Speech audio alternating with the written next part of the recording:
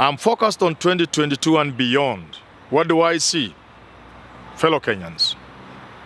It does appear to me like post-2022, and for some considerable length of time, up to around like 10, 15 years after 2022, Kenyans may go into a period where they will have suspended democracy.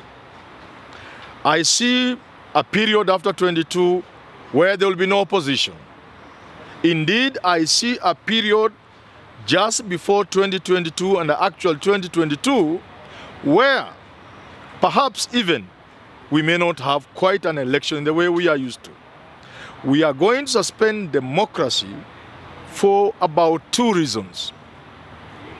First, I must clarify, if by democracy we mean periodic elections, if by democracy we mean elections after every 5 years, if by democracy we mean multi-party democracy, if by democracy we mean competitive adversarial elections, competitions of that nature, if that be what democracy means to us, I am afraid we might have to suspend democracy, willingly or unwillingly.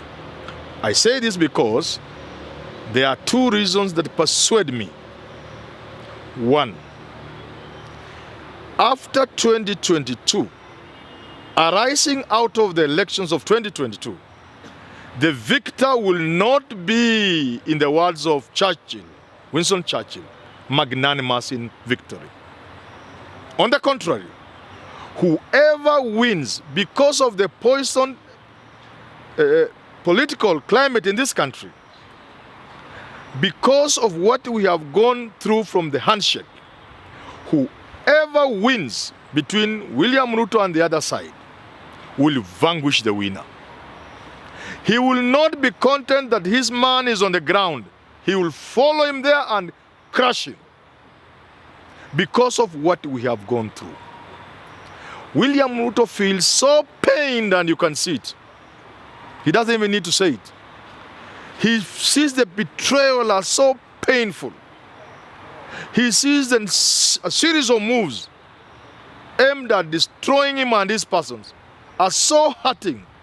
You can see the pain without him saying. I want to imagine if he wins, he will not be magnanimous in victory. On the other side, the handshake team is not happy that William Ruto is stubborn. He's looking power into the eye. You don't look power into the eye. Power doesn't like people who question it. When you stand up against power, they are not happy and they will never forgive you. So for that reason, if the other side wins, they will not give William Ruto breathing space. What is then the result of all that?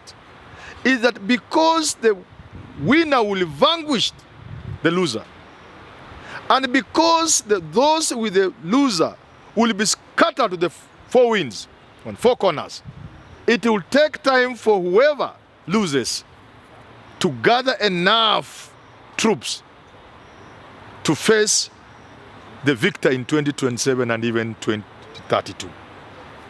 Normally, human nature, when those who have been in power for long, when they go, assuming the handshake team went, the deep state, when those in power are vanquished, everybody troops to the new winner. Much more than people would troop to the other side after Ruto is vanquished.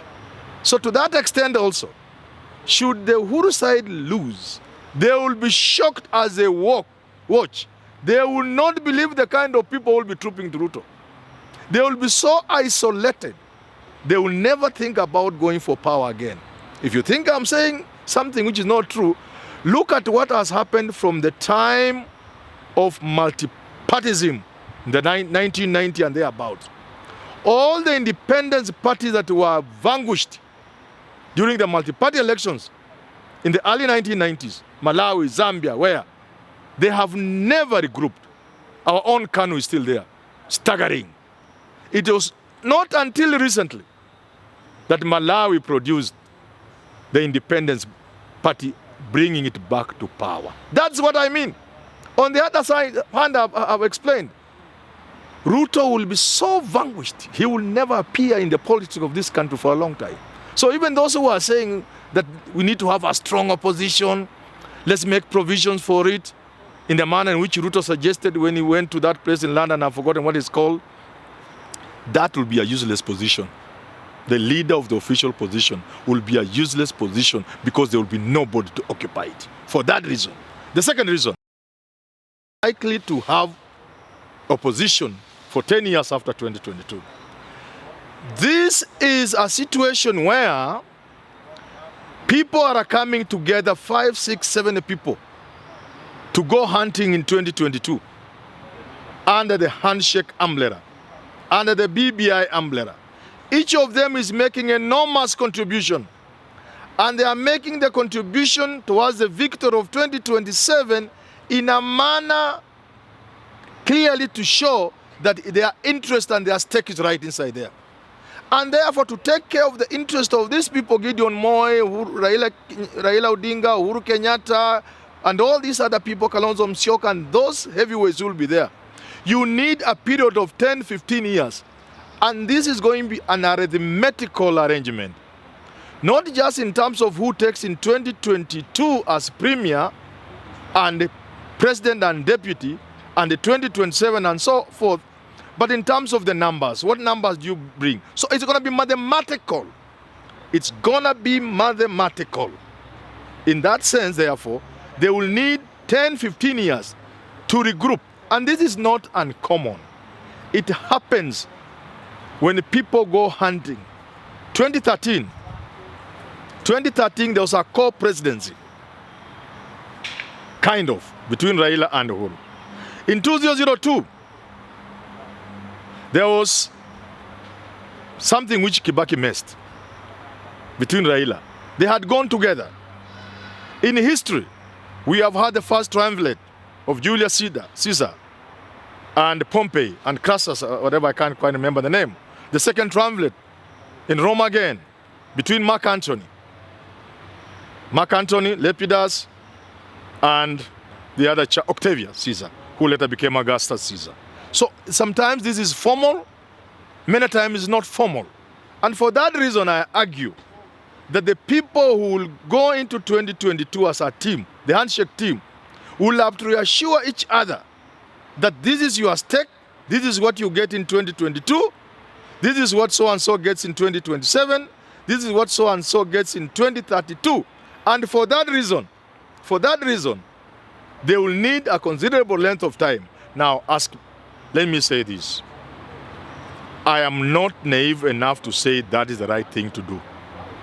But I'm also intelligent enough to know sometimes sacrifices are made, assuming it is on the side of the handshake, and that they need time to actualize what they have told us, that they want to think about this country.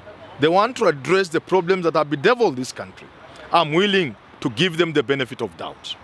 If it is true, I will be willing. But even as I'm willing to support suspension of democracy for that matter, if you put it crudely, I'm acutely aware of the sacrifices made by people for our independence. I'm acutely aware of the sacrifices made in the second liberation of people who have lost limb, property, and even life. I'm aware of the people, including innocent baby Pendo and the rest, who have continuously lost their lives from 2007 up to 2017. I'm acutely aware. But I'm equally aware that those who have sacrificed and paid for our liberties with their own life and blood are also equally not happy when they see every electoral circle we are doing the stupid thing of going on their graves and killing each other and spilling blood. So for that reason, if we will sacrifice 5, 10 years so that we sort out our problems once and for all, so that an election is not a matter of life and death, so that a Kikuyu is able to vote for a Luo and vice versa, a Pokot is able to embrace a Oromo, is able to embrace a Kalenjin, if that Kenya will come from this kind of sacrifice, then I'm willing to make that sacrifice. I'm willing to support it. But if it is a question of just personal power, that I will not support. And I'm sure many Kenyans will not support. So unfortunately, Kenyans, brace yourself. It's quite likely that post-2022, we may just not have an opposition for a little while.